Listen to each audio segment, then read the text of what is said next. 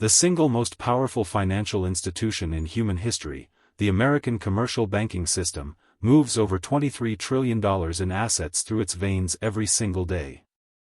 And it is operated, at every critical junction, by human beings who were systematically never told how the machine they are running actually works. Before we go any further, read these exact words carefully. Bureau of Labor Statistics occupational data documents that a bank teller earns a median of $36,310 annually. The CEO of one of America's 25 largest banks earned an average of $14.2 million in 2023. That is a 391-to-1 compensation ratio, inside the same institutional hierarchy, under the same regulatory umbrella, serving the same depositor base.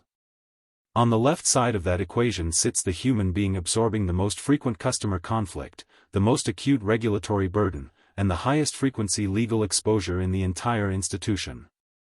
On the right side sits the human being who has transferred virtually all of that personal exposure downward through 10 layers of institutional architecture. Look at the massive gap between this side and that side. That gap is not a market accident. It is a design feature, and understanding its architecture is what this analysis exists to provide. Now compare these two institutional realities side by side. The Federal Reserve Act of 1913 created the foundational regulatory taxonomy. Glass-Steagall in 1933 erected the firewall between commercial and investment banking that created entire role categories. Gramm-Leach-Bliley in 1999 demolished that firewall, collapsing and restructuring which roles carried liability and which generated wealth. Dodd-Frank in 2010 rebuilt the regulatory architecture in the aftermath of catastrophic institutional failure. Each of these legislative events did not merely change banking rules, they permanently restructured which jobs existed, which carried personal legal exposure, and which concentrated compensation. The 10-level career architecture we are about to examine did not emerge organically. It was legislatively constructed, crisis-tested, and regulatory enforced into its current form. Tracking the timeline from start to finish across that legislative sequence is the only way to understand why the system looks exactly the way it does today. Phase 1 begins at the bottom. The bank teller, Level 1, is the institution's highest frequency human contact point and its most paradoxical compensation structure. FinCEN data reveals that American financial institutions file approximately 2.5 million suspicious activity reports annually. Notice this bounded section right here. The overwhelming initial detection burden for every single one of those reports falls on frontline employees earning between $15 and $18 per hour. The Bank Secrecy Act mandates that tellers identify structuring patterns, counterfeit currency, and transaction anomalies that professional financial criminals design specifically to evade detection.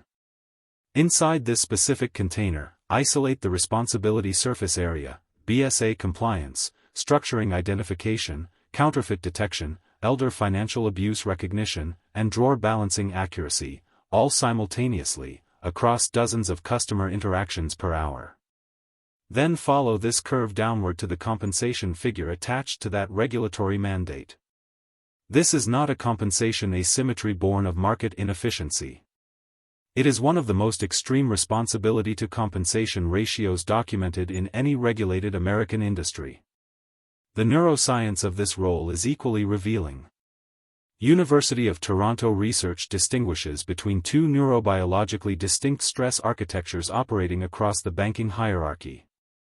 On the left side, the teller's stress profile, acute, high-frequency amygdala activation triggered by interpersonal conflict, transaction errors, and real-time regulatory decision-making.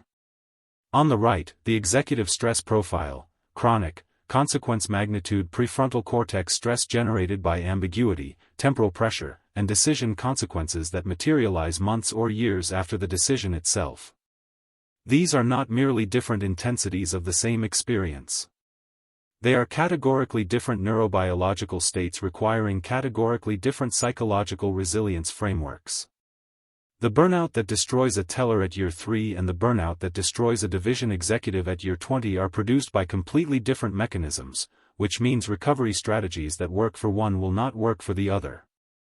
Moving down to the second layer of institutional architecture, Level 2. The personal banker operates at the precise intersection of customer service and institutional revenue extraction. Dividing this layout into two halves, on the left, the customer-facing value proposition, financial guidance, product selection assistance, account optimization. On the right, the internal quota architecture, monthly product units, cross-sell conversion rates, secondary account attachment ratios, and quarterly performance ranking against every colleague in the branch. Inside this specific box, locked inside this clean panel, is the ethical tension that defines this role more than any technical skill. A customer walks through the door seeking help. The institution has pre-assigned a revenue target to that customer interaction before it begins. The personal banker must navigate the space between those two realities, recommending products that generate institutional fee revenue while maintaining a customer trust relationship that keeps that customer's deposits inside the institution. The behavioral economics research on recommendation bias documents that this structural conflict consistently produces product recommendations that optimally serve institutional metrics rather than customer financial outcomes. This is not corruption. It is documented institutional design producing predictable human behavioral outcomes.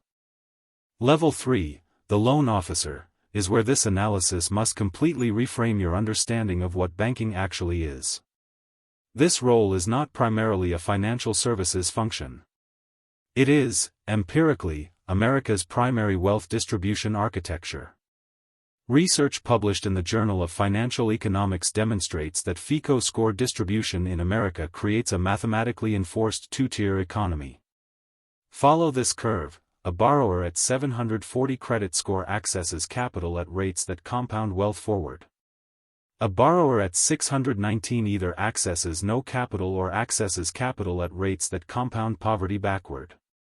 Notice this interest rate differential collapsing from 11.2% down to 3.8% across a 200-point credit score range.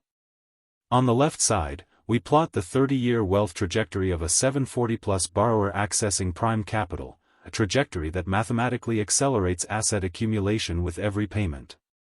On the right, we track the identical income earner accessing subprime capital, a trajectory that mathematically transfers wealth to the lending institution with every payment.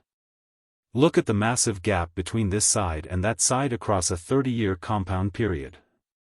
The numbers peaked right at this high point for denial rates at the sub-620 tier.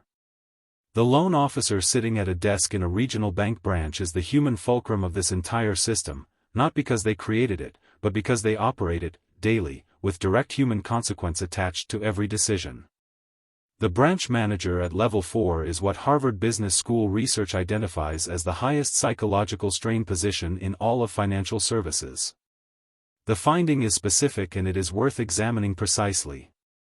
Phase 1, 8:30 a.m. branch opening, simultaneous activation of personnel management demands from below, performance reporting demands from above, customer escalation management in real time, and compliance monitoring across every transaction occurring simultaneously. Moving down to the second layer, the Monday performance spreadsheet arrives, ranking this branch against every other branch in the district on 13 separate metrics. From step 1 down to step 4, the pressure cascade completes right here, at the branch manager's desk. This role carries accountability for outcomes it does not have full authority to produce. Personnel decisions require HR approval. Product pricing is set regionally.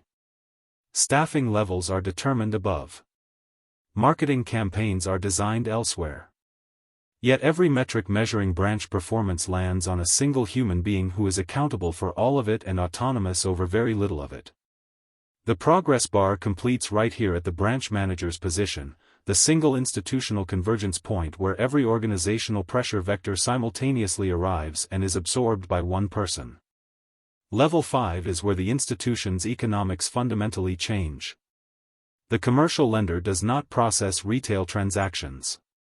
The commercial lender deploys capital, at scale, through relationship architecture, into businesses that employ people, build infrastructure, and generate economic activity.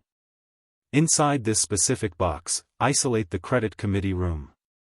Render the power dynamic. the commercial lender presenting a loan package to senior bankers who challenge every assumption, every projection, every risk assessment in real time. Now read these exact words carefully. Wharton School research demonstrates that commercial lending decisions at the $2 million to $50 million range are 67% relationship-driven and only 33% credit metric-driven. Notice this bounded section. The golf rounds, the dinners, the handwritten notes, the remembered anniversaries, the institutional loyalty built across years of consistent presence, these are not peripheral social niceties supplementing the real analytical work.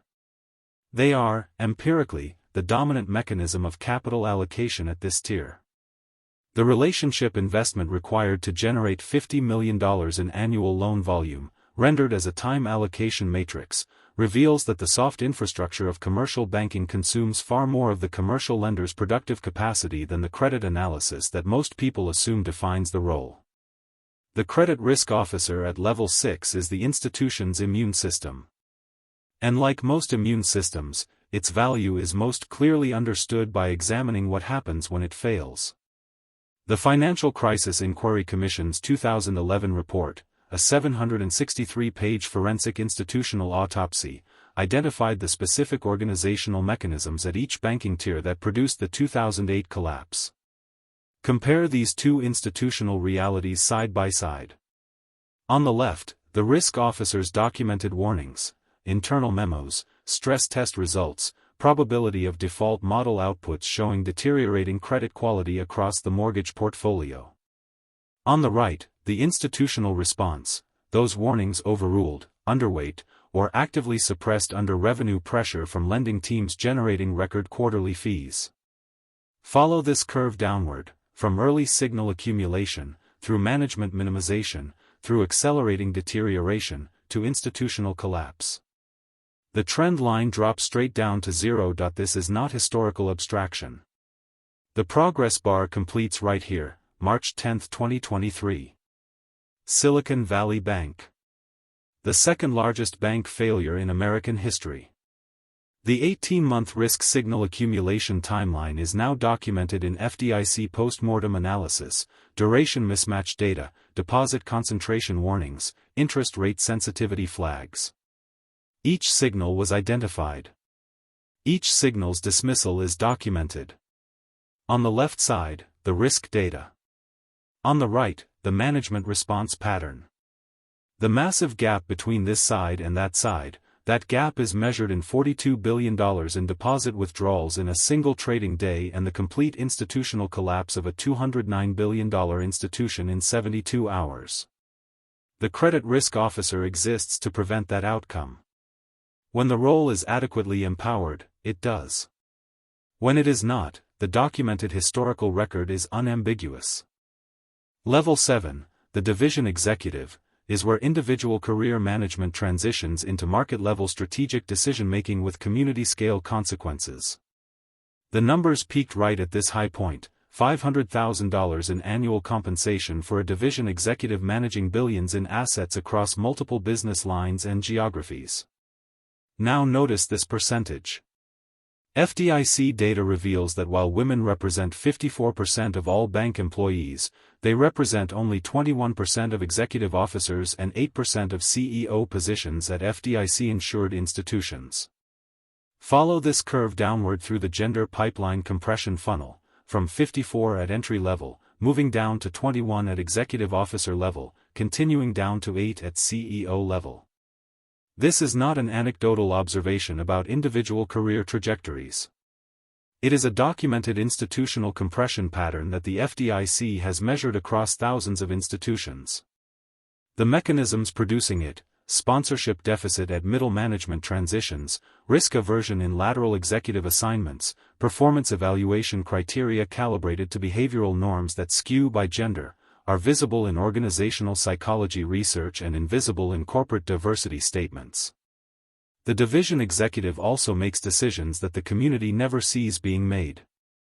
On the left side of this layout, the branch closure impact analysis, rural communities losing their only physical banking access point, small businesses losing their primary lending relationship, elderly depositors losing proximity to cash access. On the right, the efficiency ratio improvement presented to the board of directors justifying that closure. Look at the massive gap between this side and that side, the full accounting of a branch closure decision that institutional reporting never renders simultaneously. The division executive lives at the intersection of those two columns. The chief risk officer at level 8 carries the most complex risk taxonomy in American institutions.